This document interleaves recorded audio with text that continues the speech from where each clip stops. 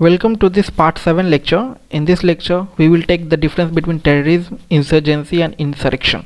So many a times in the news also and in the geography lectures or the internal security of India's lecture kind of things, you used to hear a term like terrorist and insurgent movement outfits and insurrection kind of terms. So what are the difference between these three terms? Sometimes people used to confuse like insurgent movements and the terrorist. So if you see some insurgent movements happening within India, so the foreign media used to portray it as a revolutionary idea or a revolution kind of things, protest kind of things they portrayed it, but the Indian government portrayed it as a terrorist.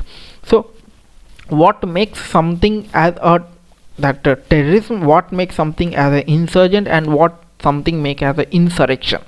So moving ahead with this lecture, we will see all those things.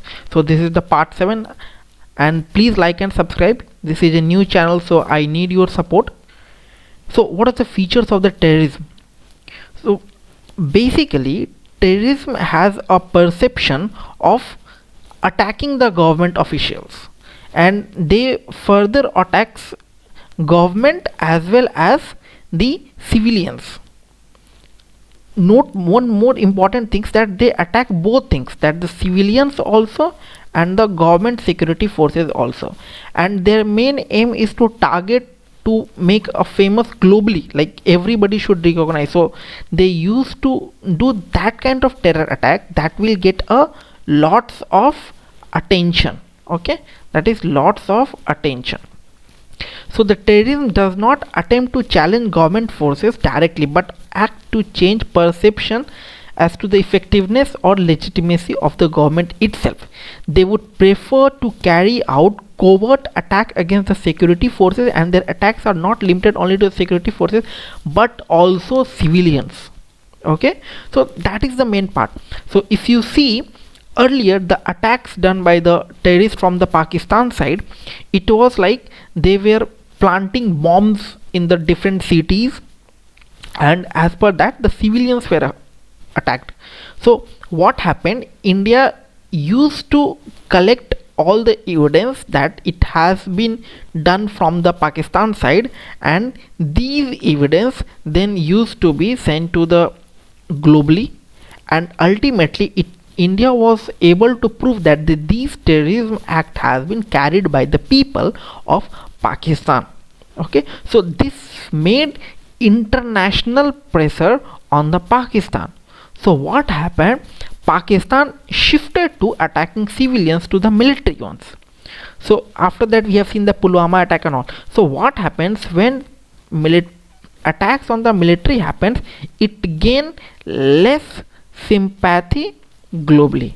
Okay, this led to less sympathy globally, and thus the whole things like changes, like every time this kind of mixtures used to happen, like sometimes they attack civilians, sometimes they attack security forces and all. Okay, so these things come under the terrorism kind of acts. So they will target both the combat and the non-combat things. So it is also designed to create, this terrorism act used also designed to create a negative impression against the security forces by changing the perception of the local people, and local people are the main target for them. Okay, so this will come under the terrorism act. So if you see the TTP of the Pakistan only, that is Taliban factions only, so they attacks in the school where the children were killed, where the lots of the children were killed. So it is like that Pakistan is also facing the act of terrorism within their countries also. So it is like that the birth that was given by the Pakistan is attacking themselves too. So they designed to do terror attack to get maximum attention, this terrorism kind of things. So attention of the local people, government and globally. So example of like Parliament, Pulwama terror attack, 26/11 attacks, and 9/11 attacks on the America also. So India responds to terror attack with the convention of military strike. So then Pakistan will treat this act of a war, like when India will try to act like response in a military attack, then Pakistan will treat as an act of war, and this will create a global issue. So Pakistan will then reserve the right to response against India if it gets this attack as a military strike. So that's why in the Pulwama attacks, or like when that strike was happened by the India entering into the Pakistan zone, so India bomb like killed only the military's people, not the civilians people. Military peoples, what means military peoples? Not the Pakistan military army, it means that military of the terrorist militaries group. So Indian forces attacked those things, so it did not created that perception of an act of war with the Pakistan. Okay, so the Pakistan will then reserve the right to respond to attack if India attacks as a military strike on the Pakistan. So this is what they want, Pakistan they want. So conflict of war between two nuclear nations will attract global attention. India is also a nuclear power country and Pakistan is also a nuclear power country, so this will attract a global attention. So they always try to attract related to Kashmir conflict. Further, India never encouraged interference by any third country in the Kashmir conflict. India always says that this is our internal issue and it will be deal can be done by only by sitting on the two chairs, from the one from the Pakistan side and one from the India side. There is no place for third player. Okay. So the terror attacks select highly civilized target which would represent their political cause and designed to draw a maximum attention. Like World Trade Center attack was chosen as they were symbol of Western development. Then in India, when the 26/11 attack happened, then what Taj, Abrai were selected to the target foreigners, where the foreigners of all the countries used to stay. So attack on Indian parliament led by Jaish-e-Mohammed was also in one of the issue, that this will create a global image. Okay, so they attack on the civilized society, they attack on that security forces and all. Okay, so terror attack have only that short term attack, but also they have also long term attack by making public fear in their mind. So the fear will turn in public outrage and force the government to make a major reaction. So this major reaction can have a long term also. Like after 9/11 attack, India landed on the Afghanistan soil, and right now it is going to end as a Taliban peace deal, and we will see whether this peace deal will be successful or not.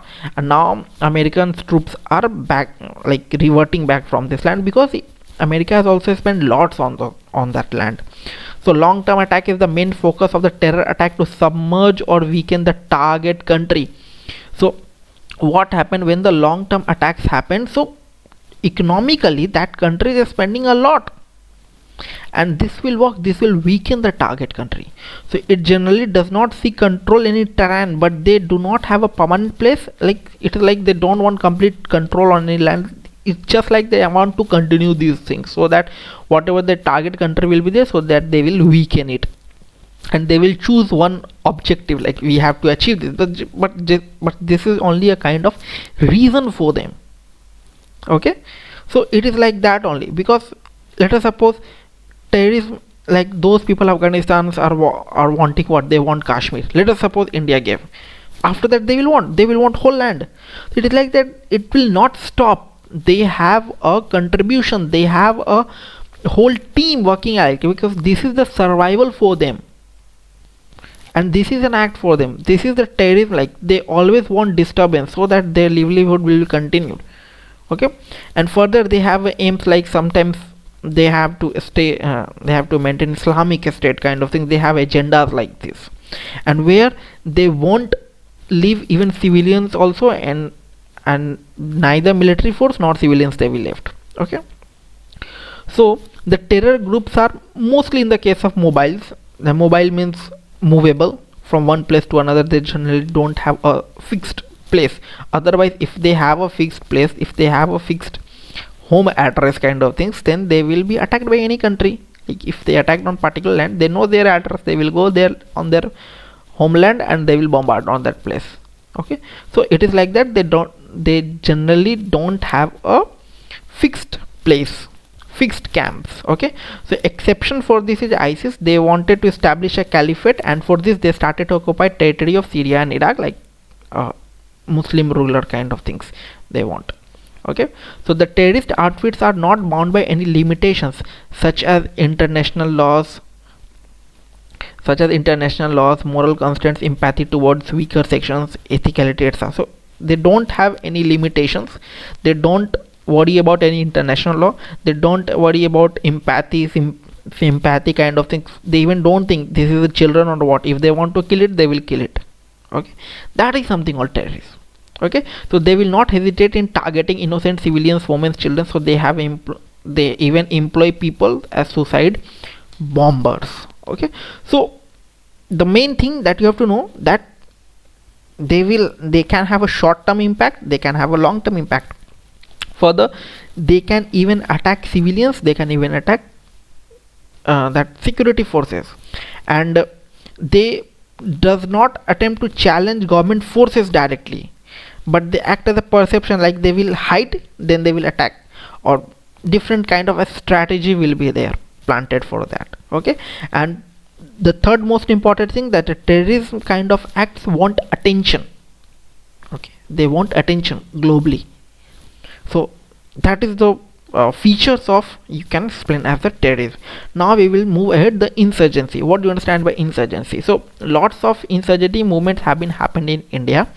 So most of the insurgent insurgency movement by taken by the NSCN. So NSCN will be your that Nagaland. They want separate Nagaland. So it was done by two factions. It was controlled by two factions, Isaac Muba faction and then Kaplang faction. So Isaac Muba faction, they got land in the Bangladesh side, and Kaplang faction, they got safe haven in the Myanmar side. So these are the insurgent outfits. So for other countries, they may be called as insurgent outfits or revolution or protest kind of things. They can be considered by some foreign medias. Okay, don't consider it with the India. For India, they will be considered as terrorist. Government has declared them as a terrorist. So what is the difference between that insurgency and the terrorism? Okay, so the main thing that in the difference between insurgency and the terrorism is that in the terrorism you have to that they don't care about civilians and they don't care about the government security force. They will attack both of them. Okay, both will be killed. But in the insurgency, they want the help of the civilians. They want the help of the local peoples, because without the help of the local people they won't survive, and the local peoples are involved in this one. Because let us suppose they want a separate land, like suppose Nagaland is there. So NSCN, that insurgency outfits, they want independent Nagaland as a Nagaland. They does not want to be included in India. So who will help them? Local people will be involved. If police will go there, if forces will go there, they will not cooperate with the forces. So ultimately what they want, cooperation from the local people. Okay, so that is the difference between insurgency and the terrorism.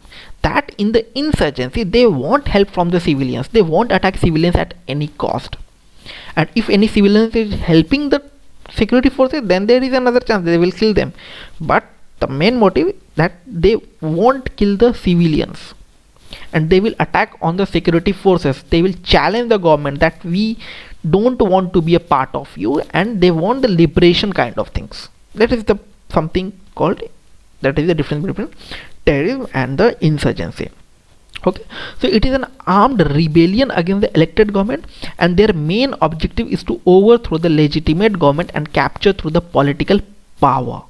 And this differentiates insurgent outfits from terrorist, and it is a movement with political aims and try to occupy territory as a liberated area, like their political aims like occupied territory. So it is like their team is organized one. They will have also president, they will also have a finance minister kind of things, like in our ministry these kind of things are present. Similarly in their group also these kind of officials or posts will be there. So these are highly organized kind of things. Okay, outfits. So insurgent outfits will try to weaken the government through subversion and the direct challenge to the security forces. So they generally maintain distance by attacking the innocent civilians and try to create a popular movement against the government, and this cannot be done by attacking the innocent civilians. Understand? The same thing is written here. So they further work in a very organized manner to continuously pursue the goals for a longer term, because let us suppose if they have a goal for short term, then it means what? Like if they want the liberation of Nagaland, so everybody knows that the most of their group will be in the Nagaland region. Security forces will go there, bombard there, and they will be killed, and ultimately no separate Nagaland requirement will become. No, their aim is for long term goal. So slowly they used to attack, sometimes hide, sometimes go away from their regions. It is like that. They want long term effect. Okay, so they divide the organization into cadre system, that is they have officials, they have a military, they have a political groups, certain propaganda wings will be there. So these all things will be against the government to sustain for a long term.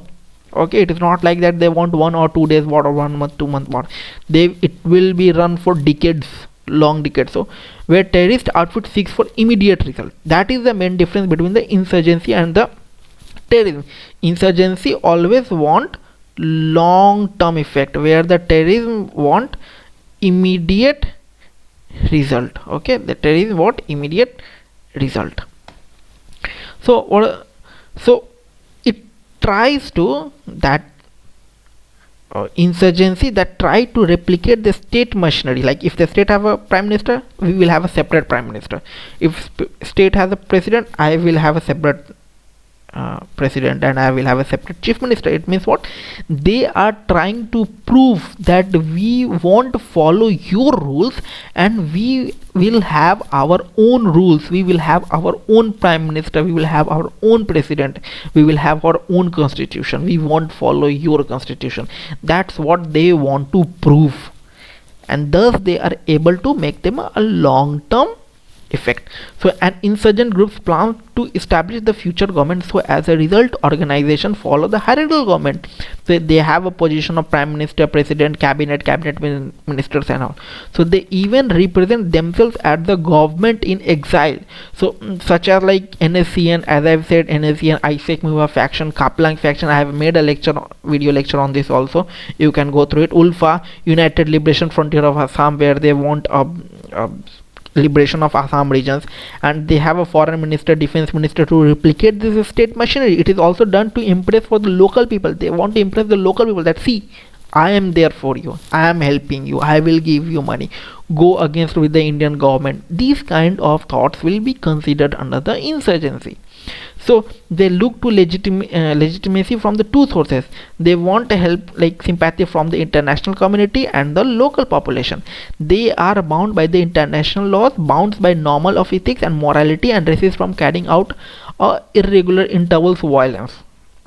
Okay, so that is the difference between terrorism and insurgency. Now here this is one of the difference, that they are bounded by the norms and ethics, they are morality, and resist from carrying out any act of irregular intervals, violence and all, and they are bounded by the international laws. But the terrorists are not like that. They will attack, they will hide, they will attack, that kind of things.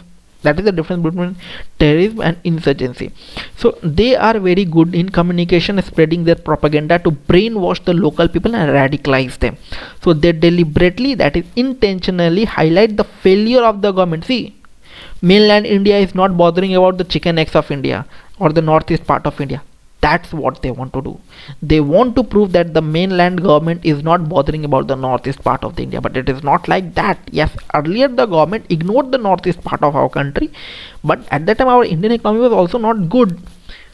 Okay, but this is just an excuse. So earlier the government did not care for that part, but now it is not like that. Okay, so and try to promote the discontent and frustration among the local people. They're trying to create that no, Indian government is not good, everything is not running well, that kind of things they will try to do, and ultimately they will brainwash the local people and they will gain the support of those local people. Okay, and sometimes they will hire the people from the local people also, they will give salary to them, and ultimately they will arrange any particular organization for them, like they will handle finance sector or defense sector and all, if they give training to them. Okay, so that kind of things happen in the insurgency. So insurgent will directly take on the security force attack mainly through guerrilla or jungle warfare. Because why guerrilla jungle warfare? Because they are aware of the terrain, because they are local people, so they are aware of the terrains and all. But the Indian security forces that who will go to those regions won't be aware of those terrain and all. Right now we have a GPS, but earlier it was not like that. So in most of the cases that insurgent outfits groups to be stronger than the Indian military forces, because they were not aware about the terrains and the regions, and because they used to attack at the guerrilla forces. Similarly, as the Shivaji used to attack, Shivaji teams, that Maharashtrian people were expert in guerrilla warfare, but they ultimately, when they went to the Delhi mainland plainland regions, they lost the war, because they were expert in the guerrilla warfare terrain types of regions, they were not expert in the plainland. Okay, so this is a clear difference between terrorism and insurgency. There is a very fine line to differentiate between them with the academic perspective, as Government of India classified few of the insurgent groups as a terrorist groups like CPI, Maoist, NSE and ULFA etc. declared as a terrorist organization under the Unlawful Prevention Act. So this is all about perception. Like for a neutral observer, from the international observer, they won't identify them as a terrorist.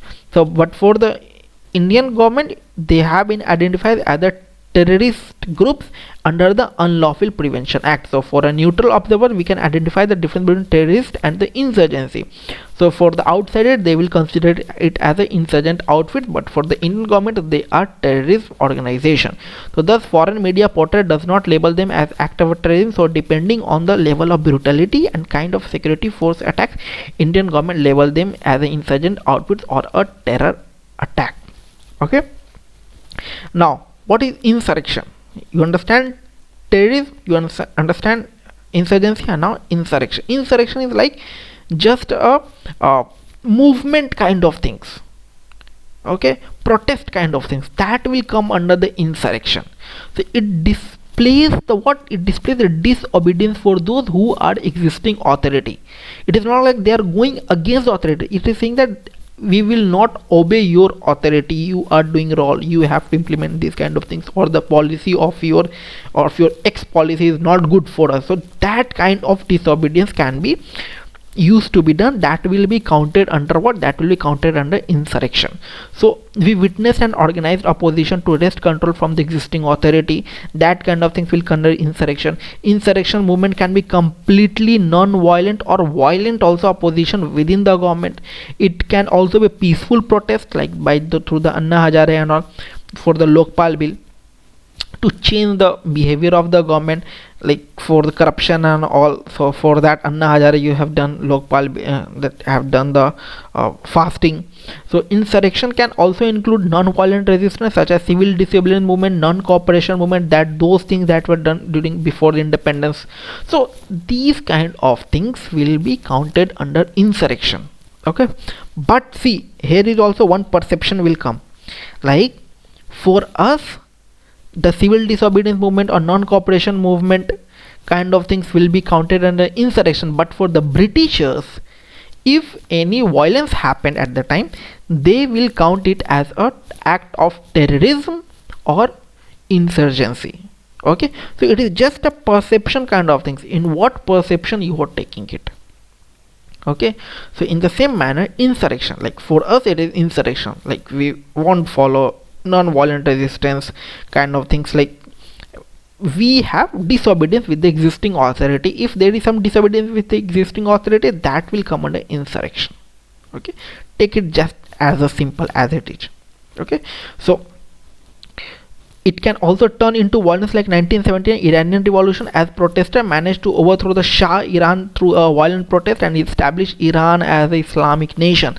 Arab Spring witnessed in Middle East, North Africa region in 2011 and 12. So these all things will be counted in insurrection. But when it comes into violence one, so for other side they will take it as a insurgency, or sometimes they will declare it as a act of terrorism, as the similar case happened with the Indian government proved that insurgency outputs as an act of terrorism under the Unlawful Prevention Act. But for the outsider, for the global media, they portrayed them as a rebellions or some insurgent outfit, but not as a terrorism. But for the Indian government, they are a group of terrorism. So similarly in the insurrection also, if violence happens for the other group, for the opposite group, they don't see it as an insurrection. Okay, so thus insurrection has a very wide area.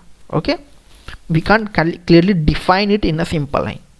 So the teams are there. So in the same manner, for terrorism also, if you see from the terrorism perception, they are doing right, but for us they are terrorist. Similarly, insurgency also, for them it is good, but for the government it is terrorism. But for the foreign media, it is not terrorism, it is a rebellion kind of thing. So it is just a view of perception, how you are taking it. And thus this is the difference between insurrection, terrorism and the insurgency. I hope you understand. Like, I've made clear difference, demarcation, that how you can differentiate those things. You have to give example for this, from what view you are telling that it is insurrection, from what view you are telling that it is insurgency, or from what view you are telling that it is terrorism. Okay, so I hope you have liked this video. Please like and subscribe. Your subscription is a form of payment for me. If you have any suggestions, if you want any on-demand video lecture, please feel free to ping on my Twitter handle. The link is given in the description. Thank you.